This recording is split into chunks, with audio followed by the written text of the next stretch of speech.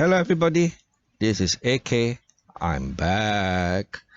So I'm bringing you another video regarding DBS, OCBC and UOB. Someone asked me recently, what are my cost prices for DBS, OCBC and UOB? My investment in these banks, what are my cost prices? And usually I don't share such information, partly because I don't really know what's my average prices, because I've never bothered to calculate.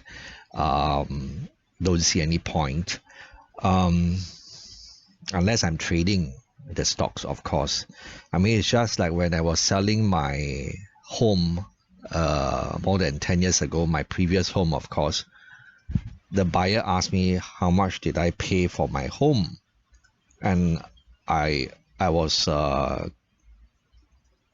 curious because it was the first time someone ever asked me a question like this, and the agent told me the buyer would like to use my purchase price as a gauge as to how much he would pay me, or how much he would offer to pay me as a fair price. Then I said I think that's a stupid way of valuing a property. It should be based on current market circumstances, the current market environment, and not based on what price I paid for my home years ago. But anyway, I just told him the price that I paid, and I say, wow, now you want so much from me. I am not going to give you more than this amount, which of course I rejected.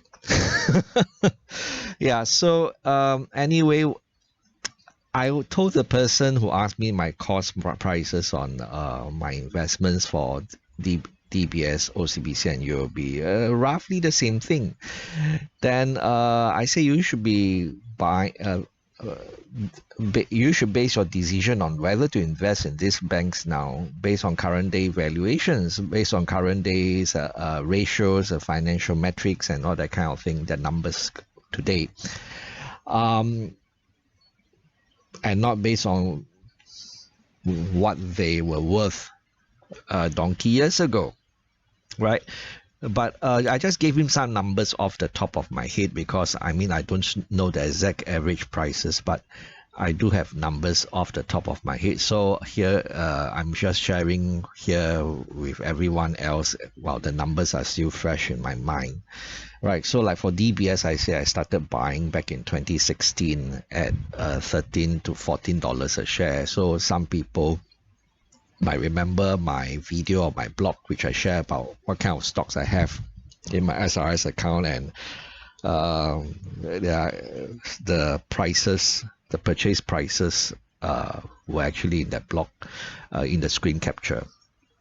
So my shares in my in my SRS account, the DBS shares were actually bought back in 2016 as well. That's why it's such a low price of $13 to $14 a share. And over the years, I added to my position. And I think the last time I bought was like $31.80 per share. That was last year in November. And because I average up, right? Even if for those shares that I bought during the pandemic, it was like $19 per share. So from $13, $14 a share, I was averaging up. Because the company fundamentally became more valuable over time. Like say they pay out half of their dividends, half of their earnings as dividends, and they retain half of their earnings. So the company, the bank becomes more valuable over time. So it's okay to pay higher prices over time, but reasonably higher prices, and not unreasonably higher prices. So off the top of my head, I think my average price for DBS, average cost price for DBS now must be somewhere in the region of $24 to $25 per share, around $24 to $25 per share. And for OCBC, it was a second bank that I invested in after DBS, so it was some time after my first purchase in DBS.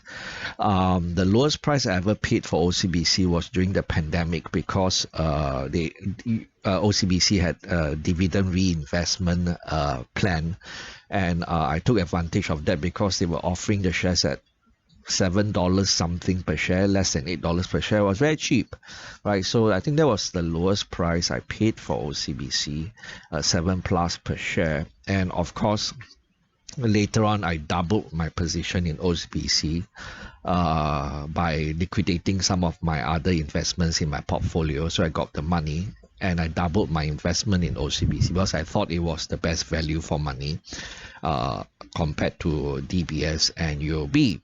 And I think I averaged upwards at 11+ per share as well. And the last time I bought some was, I think, at $13 per share, and that was using SRS money. So if you look at my blog or video on SRS money and what I use the money to invest in, you'll see OCBC in there, I think, at a higher price of $13 per share. Or is it? Yeah, I think so, right? If I remember correctly. So I think my average price for OCBC off the top of my head should be around $11 or slightly more, 11+ per share, right? And the final one, UOB. UOB, of course, I only bought during the pandemic. I didn't have any exposure to UOB before that. And UOB, I bought about $200,000 worth of UOB shares. So that was my entire war chest, I think. $200,000 at about $19 per share. And later on, I average up as well. I think the last time I bought some UOB shares was at around $26 per share. Right. So I think because the largest chunk of my investment in UOB was made during the pandemic at about $19 per share. So my average price is still very low at $19+ per share. So DBS at about what did I say? $24 per share, around there. And OCBC at around $11 per share, and UOB at around less than $20 per share, 19+ per share. So those are my cost prices. Now, if anyone has listened all the way to this point, listen to me talking to myself, wow, good. I'm impressed that you are able to keep up with my rambling, or you don't mind my rambling. Thank you very much for being so tolerant in this case.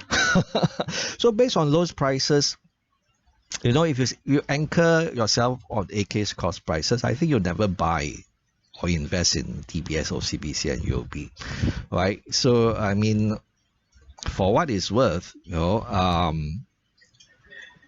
remember that our banks are well capitalized, well managed, and they grow more valuable over time.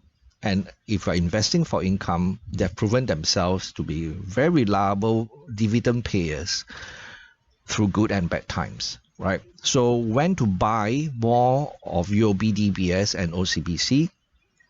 Well, if we're already substantially invested, there's no harm in growing our cash position and waiting for the next big market crash. But just don't expect the prices to fall to COVID-19 pandemic lows, because the banks are more valuable now than they were during the COVID-19 pandemic. So I expect them to, even in a crash, to trade higher than those prices, right? So have to be realistic about this. So if AK can talk to himself, so can you. Bye-bye.